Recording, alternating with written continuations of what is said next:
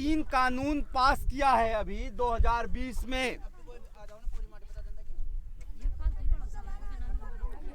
सरकार ने 3 कानून अभी 2020 में पास किया है, खेती कानून, जिसमें जो है सरकार ये कहती है 3 laws have been passed.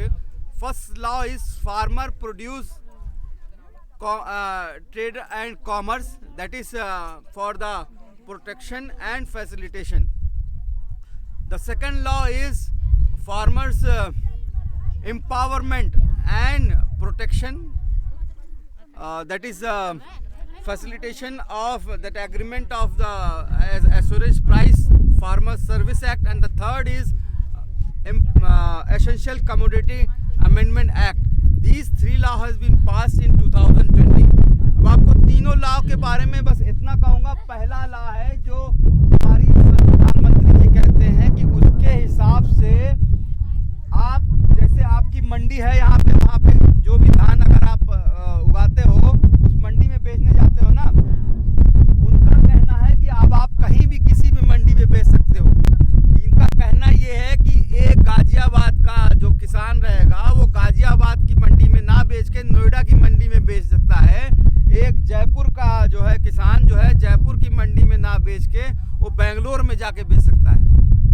आप बेंगलोर जाओगे बेचने, तो ये बात जो है हजम नहीं होती है। दूसरे सबसे बड़ी बात है, ये कह रहे हैं कि ये किसानों की स्वतंत्रता के लिए है कि अब किसान किसी भी शहर में किसी भी प्रदेश में जाके अपने उत्पाद को बेच सकता है। तो मैं आपको ये बता दूं कि कोई भी ऐसा लॉ आज तक बना नहीं है जिसमें किसानों को ये मनाही है कि वो इसी मंडी में बेचें और इसी प्रदेश में बेचें। ये पहले ही से लॉ नहीं है, वो तो उन ट्रेडर्स के लिए है जो APMC एक्ट, जो उसकी मंडीज होती है, यानी एग्रीकल्चर प्रोडक्ट मंडी कमेटी के अंदर जो कमेटीज आती हैं, मंडीज आती हैं, उनके जो ट्रेडर्स होते हैं उनको रजिस्ट्रेशन कराना पड़ता है, उनको टैक्स देना पड़ता है और उनको ही उसी मंडी से खरीद सकते हैं। वो उनके ऊपर रिस्ट्रिक्शन है, किसानों के ऊपर कोई पहले से कोई पाबंदी नहीं थी, कोई रिस्ट्रिक्शन नहीं था।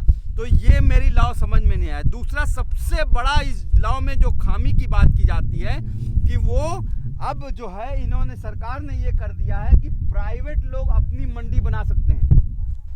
जैसे आप लोग की मंडी है यहाँ पे ना, आप अपना धान वहाँ बेचने जाते हैं, अब क्या होगा, प्राइवेट आदमी आके अपनी मंडी खोलेगा, उसमें सरकार को उसको टैक्स नहीं देना है, उसमें जो ट्रेडर्स होता है, जो बिचौलिया होता है, उसको रजिस्ट्रेशन नहीं कराना है, और अब आपको वो सस्ते में, चाहे डरा के, चाहे मार के, चाहे लालच दे के आपसे सस्ते में खरीद सकता है। क्योंकि सरकार जो सबसे बड़ी शक्ति दी गई है जो किसानों को, जो मिनिमम सपोर्ट प्राइस MSP को, उसकी बात ही नहीं करती है। हालांकि सरकार के जो नुमाइंदे हैं वो ये कहते हैं कि MSP रहेगा, लेकिन उस लॉ में MSP का कहीं भी जिक्र नहीं है, यानी MSP एकदम अबॉलिश हो जाएगी। सरपंच जी, इस वक्त जो गेहूं आप देते हो यहाँ पे क्या रेट है? 1900 से 2000 रुपये MSP है यहाँ पे। लेकिन अगर ये लॉ आ जाएगा तो MSP की बात जब नहीं की जाएगी तो 1000 रुपये में भी गेहूं आपको बेचना पड़ेगा। ये एक पहली खामी है। हाँ, 2200 में आपने बेचा है, खरीद है। खरीद की तो आप बात मत करिए, अभी खरीद तो आप समझ लीजिए। अरे आप जब आप आलू बेचते हो, आलू तो 5-10 रुपये में बेच देते हो, और उसका जब चिप्स बनता है तो वो 20 रुपये में जो है एक आलू का चिप्स आता है, तो उसकी बात नहीं कीजिए। दूसरा लॉ जो है farmers empowerment and protection, that is जो है agreement on assurance price and farmer service act है। वो बेसिकली कॉन्ट्रैक्ट फार्मिंग है, यानी कि अब आपको बड़े बड़े इंडस्ट्री के लोग आपसे जो हैं एक कॉन्ट्रैक्ट कर लेंगे, अनुबंध कर लेंगे कि आपको इतना, घबराइए मत, सुन तो लीजिए, आपको मिनिमम आपको कॉन्ट्रैक्ट पे रख लेंगे। समझ रहे हैं, बड़े बड़े इंडस्ट्रीज जो है वो एक खेत के पूरे गांव को ले सकती है और एक पर्टिकुलर टाइप के उत्पादन को बनाने को आपसे कॉन्ट्रैक्ट कर सकती है। ठीक है, हम आपकी बात एकदम सही है, कर सकते हैं, करने दीजिए। लेकिन मेरा बस संशय यही है कि जो बड़े आदमी जब भी आएंगे इस बड़ी फील्ड में, वो छोटे आदमी को इस तरह से दबाने की कोशिश करेंगे। तीसरा जो लॉ है कि एसेंशियल कमोडिटी एक्ट यानी कि अमेंडमेंट एक्ट जो है, उसमें क्या किया गया है कि अनाज यानी गेहूं, चावल, पल्सेस यानी कि दाल, प्याज और आलू और सरसों तेल के जितने भी सीड्स होते हैं, उसको एसेंशियल कमोडिटी से हटा दिया। यानी कि एक बड़ा इंडस्ट्री का आदमी क्या करेगा, बड़ा बड़ा कोल्ड स्टोरेज बना लेगा और उसमें जितना भी चाहे वो आपका धान, अनाज, आलू, प्याज स्टोर कर सकता है। अब आपको ऐसे समझाऊंगा कि मान लीजिए आपकी प्याज की या आलू की पैदावार बहुत अच्छी हुई है। जब बहुत अच्छी पैदावार हो जाती है, बहुत ज़्यादा सामान आ जाता है, तो उसका दाम घट जाता है। तब ये लोग क्या करेंगे कि ये सस्ते में उस चीज़ को खरीद लेंगे और अपने कोल्ड स्टोरेज में डाल के रख देंगे। वो फ्रिज, बड़ा फ्रिज समझ लीजिए, बड़ा सा फ्रिज है एक तरह से। उसमें क्या हुआ, 10-10 साल तक वो आलू रह सकता है फ्रेश। ऐसा इजाद कर दिया गया है साइंस के से, समझ गए। तो अब आपका सारा आलू खरीद के उसमें रख दिया गया।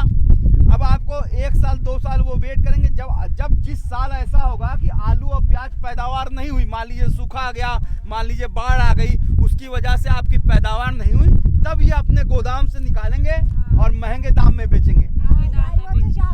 50 रुपए किलो बेच रहे हैं तो सब्जी टीम मार्केट लगाओ हर संडे को, हर गुरुवार को ऐसे, तो 50 रुपए किलो आलू दे मैंने और लाल प्याज। समझ में आया कि ये इनकी योजना है। 2-2 रुपए किलो की खरीदारी करें और स्टॉक कर लिया और हमारे 50 रुपए किलो दे रहे।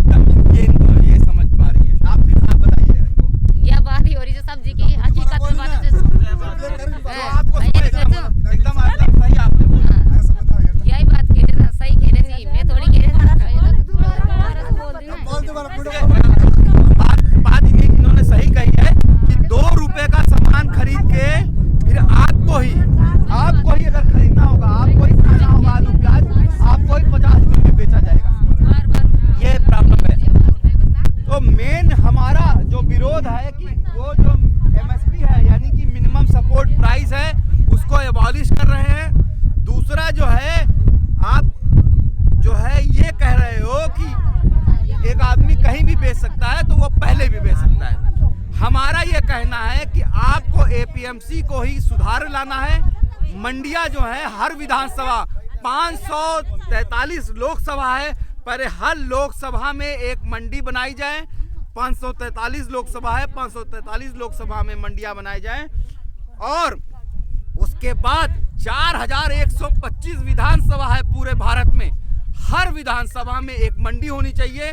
जो बिचौलियों और ट्रेडर्स और उनकी बात कर रहे हैं, अड़ातियों की बात कर रहे हैं, जो कह रहे हैं करप्शन है, उसको आप ठीक कीजिए। हर विभाग में करप्शन है, किस विभाग में करप्शन नहीं है? हमारे अपने डॉक्टरी भी उसमें स्वास्थ्य विभाग में इतना करप्शन है, तो इसका मतलब थोड़ी है कि हम सरकारी हॉस्पिटल ही खत्म कर दे रहे हैं। कितना ज़्यादा करप्शन है सरकारी हॉस्पिटल में। आप जाइए गाँव में, किसी गाँव में PSC में प्राइमरी जो प्राथमिक स्वास्थ्य सेहत में, उसमें डॉक्टर आते हैं?